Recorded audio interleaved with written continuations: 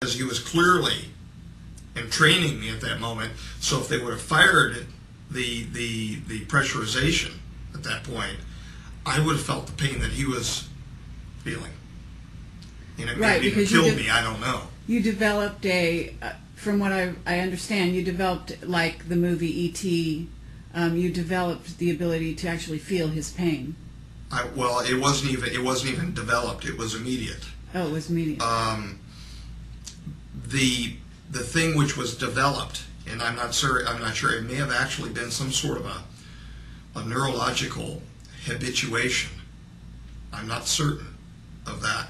But the thing which was developed was the inability to disentrain, to break off from him. Even when you left the clean sphere? In other words, regardless of where you were? Within a certain range, within, like a 15-meter range from him. For example, now... could... Right now, could you feel his pain? No. If you wanted you to feel it, could you? No, I don't believe so. I don't believe that they're capable. I mean, we're talking time difference. Mm-hmm. His lack of physical existence in our reality. And even if we're talking no time difference, we're talking about a linear distance of how far between here and reticulum, good God. No. He's back at reticulum now. Yeah, as far as I'm aware. Uh-huh. As far as I'm aware. My stomach is growling. I must be getting hungry. Right, okay. As far as I'm aware, that's to where he returned to. That's the best information I have. And frankly, from the time that, when it happened in 2003, they don't even want to discuss the matter with me because it's a real sore point. I did what I was not supposed to do. You pushed him through a time hole. I pushed him into one of the Stargate units. Yeah, into the gray patch between the posts. Yeah. And that was the end. At the end of your relationship with him. That was the end of it. It's the last time I saw him. I mean, it was the end of their relationship with him too, which is why they're so pissed off. Why were you motivated to push him into? He asked me to. He told me he wanted to go home. He wanted to see his son. So I did. So he was a prisoner, but at some point you were in a position. I'm thinking this was in Egypt. Somehow you guys were taken to Egypt. Yeah, I was flown there. Yeah. And so was he. Yeah, but over a different transport. He was already present by the time of my arrival. There was a communication protocol going on. He was communicating something, and I was never really told.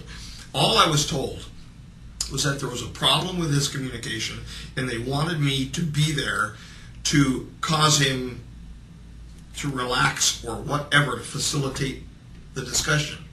And so they wanted me basically there as an idola theatri, as an idol of the theater. They wanted me present.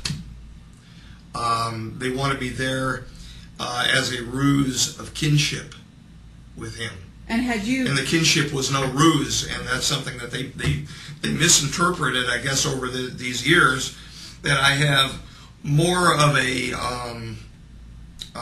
kinship with a present-day human versus him. And to me, although he was offset, although he appeared different, that he didn't belong, he's still a human being, and a human is a human is a human to me. So I had a true friendship with him. There was a true affection there between the two because he was showing me things from his childhood and I was showing him things from mine, and we were actually enjoying each other's experience of each other, a friendship. It was a true friendship, and I don't really think that Majestic ever regarded it that way. They feel themselves so damn superior, or that we're superior to them.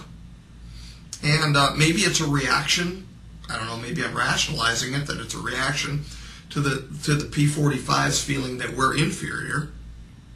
The so-called rogues' feeling of us. Maybe it's some sort of a railing against that or a reaction against that they developed the attitude. I don't know. But I know that I wasn't superior to him and he wasn't superior to me.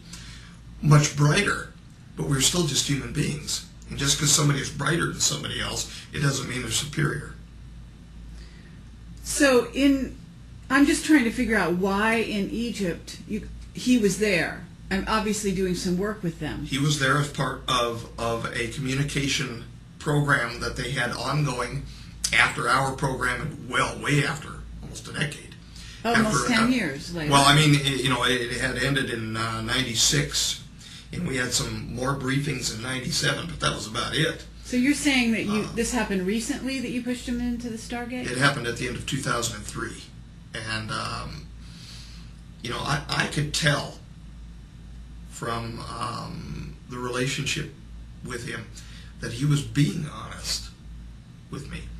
Now, again, there have been those that have criticized and said, well, look, this guy is 52,000 years along an evolutionary line, which does not necessarily make him smarter, but certainly not better. I mean, look at the pathology, but that he had the ability, if he was a human being, to lie. Mm-hmm. Yep.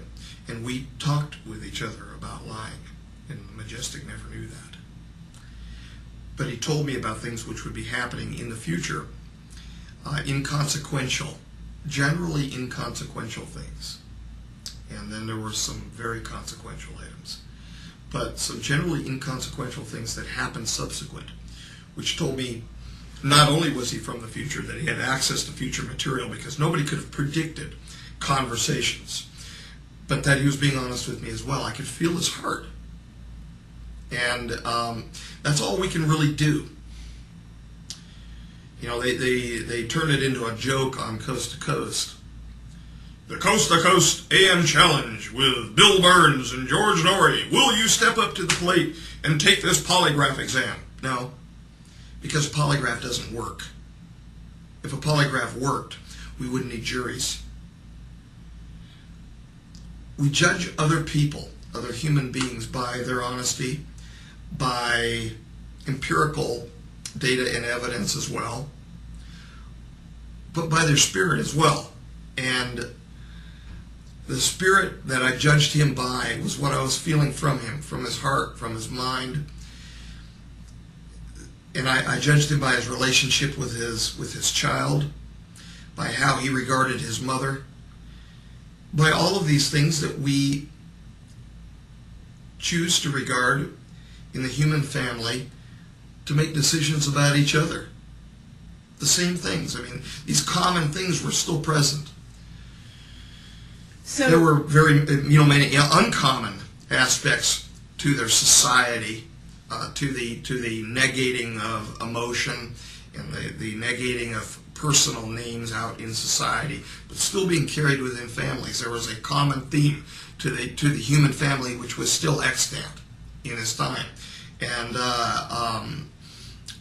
I used that as part of my prudent discernment of him, or God, I hope it was, that he was a good human being. So you assisted him in going through the Stargate. I pushed the Segway type transport set on the stroller. They looked like bell jars almost, over the top of Segway type strollers, where you could, almost waist height, where the bar was, where you could push it in whatever direction, and it took very little effort to move it. And he asked me to go home. So you pushed him, and I did. What happened to you when you pushed him?